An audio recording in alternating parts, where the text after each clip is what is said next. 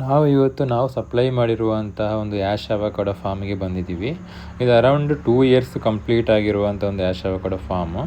ನಾವು ಬಿಫೋರ್ ಈ ವಿಡಿಯೋಗಳಲ್ಲಿ ಇದನ್ನು ಅಪ್ಡೇಟ್ ಮಾಡಿದ್ದೀವಿ. ಅದನ್ನು ಪುನಃ ಏನಕ್ಕೆ ಹೇಳ್ತಾ ಇದ್ದೀನಿ ಅಂದರೆ, ರೈತರು ಅದನ್ನೇ ಪುನಃ ರಿಪೀಟ್ ರಾಂಗ್ ಮಿಸ್ಟೇಕ್ಗಳನ್ನ ಮಾಡ್ತಾ ಇದ್ದಾರೆ. ಅದಕ್ಕೋಸ್ಕರ ಇದು ಸೆಕೆಂಡ್ ಇಯರಿಗೆ ಫ್ಲವರಿಂಗ್ ಆಗಿದೆ. ಈ ಫ್ಲವರಿಂಗ್ನ ನೀವು ಸ್ಟಾರ್ಟಿಂಗ್ ಸ್ಟೇಜಲ್ಲೇ ಬಡ್ಸಿಂದ ರಿಮೂವ್ ಮಾಡಬೇಕು.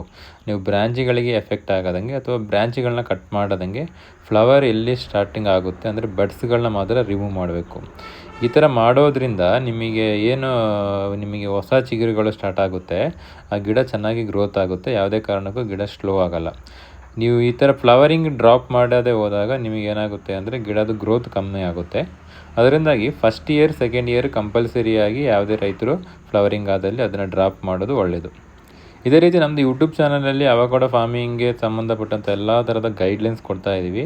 ಯೂಟ್ಯೂಬ್ ಚಾನಲ್ ಅಥವಾ ಇನ್ಸ್ಟಾಗ್ರಾಮ್ ಪೇಜನ್ನ ನೀವು ರೆಗ್ಯುಲರಾಗಿ ವಾಚ್ ಮಾಡೋದ್ರಿಂದ ಮಾತ್ರ ನಿಮಗೆ ಅದು ರಿಸಲ್ಟ್ ಕರೆಕ್ಟಾಗಿ ಅಥವಾ ನೀವು ಮೇಂಟೆನೆನ್ಸ್ ಮಾಡೋಕ್ಕೆ ಸಾಧ್ಯ ಆಗುತ್ತೆ. ಇದು ಹೆಚ್ಚಿನ ಮಾಹಿತಿಯಾಗಿ ನಮ್ಮ ಚಾನಲ್ನ ಸಬ್ಸ್ಕ್ರೈಬ್ ಮಾಡ್ಕೊಳ್ಳಿ ಮತ್ತು ಫಾಲೋ ಮಾಡ್ಕೊಳ್ಳಿ. Thank you.